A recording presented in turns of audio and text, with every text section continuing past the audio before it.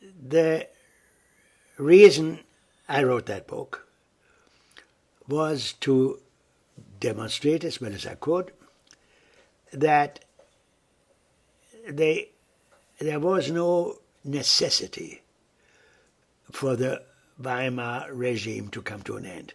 There was nothing inherently wrong with it. What was a great problem was that a huge chunk of the German public didn't accept it. I don't want to say half, who can count it? A huge section of the population did not accept the Weimar regime because they were conservative, they were nostalgic for the happy days under the Kaiser before the war, and they didn't like all the liberals, and I mean, it did not have the far from universal support of the public, but it was a solid regime, and it had a terrible beginning for a few years, but in the middle of the 1920s, or towards the end, 1927, 1928, there was a recovery, there was a kind of an economic miracle, not unlike the economic miracle after the Second World War. Germany was recovering. In fact, its GDP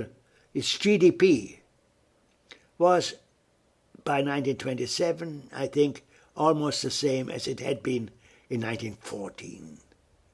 In spite of the losses in territory, and in spite of the huge reparations payments Germany had to make to the Allies.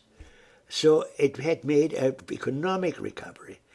And politically there had a lot of cabinet crises, successive cabinets, but the same characters were retained in the successive governments.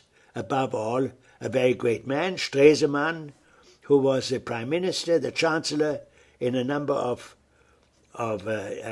governments, and who was a very heroic and courageous figure because, in spite of great danger to him personally, his predecessor had been assassinated, he saw that there was only one future for Germany, and that is to come to terms with the victorious Allies who had been what he and everyone else considered so unfair to the Germans in Versailles in 1919.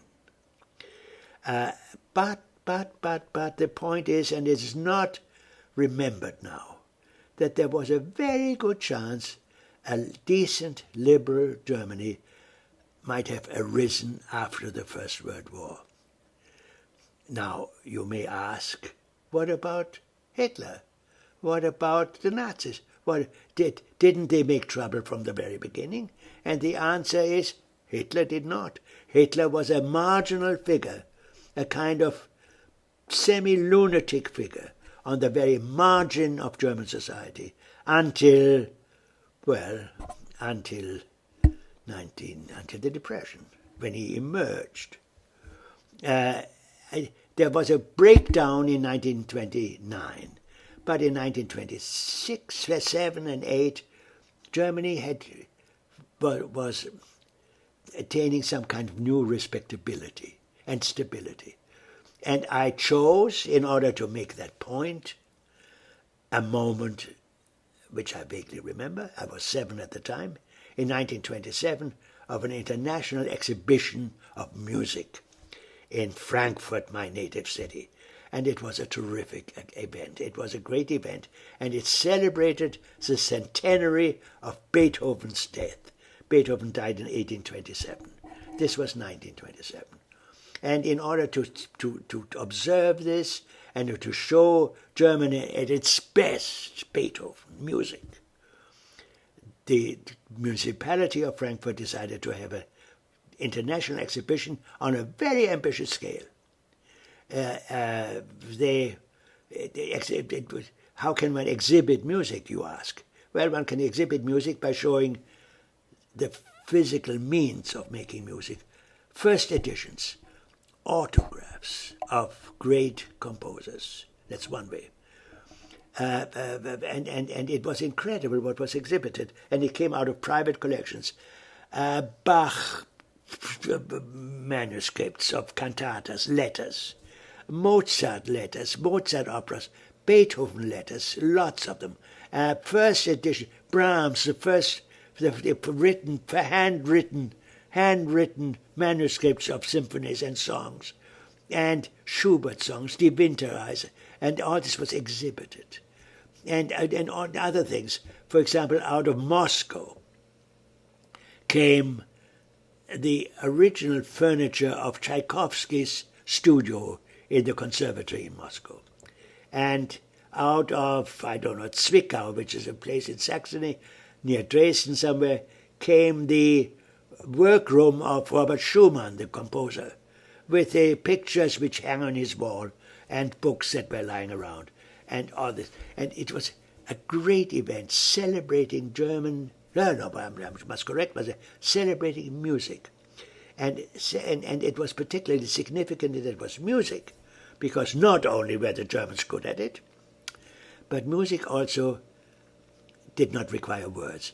There was a universality about music. Music was the international language of harmony and trust, and all the best that is in human beings is expressed in music. And Germany, in order to celebrate its return to the Society of Nations after the horrors of the First World War, there could not have been a more significant and enjoyable and attractive event as the International Exhibition of Music in Frankfurt at the Exhibition Center, and a summer of concerts, of first performances of a lot of people.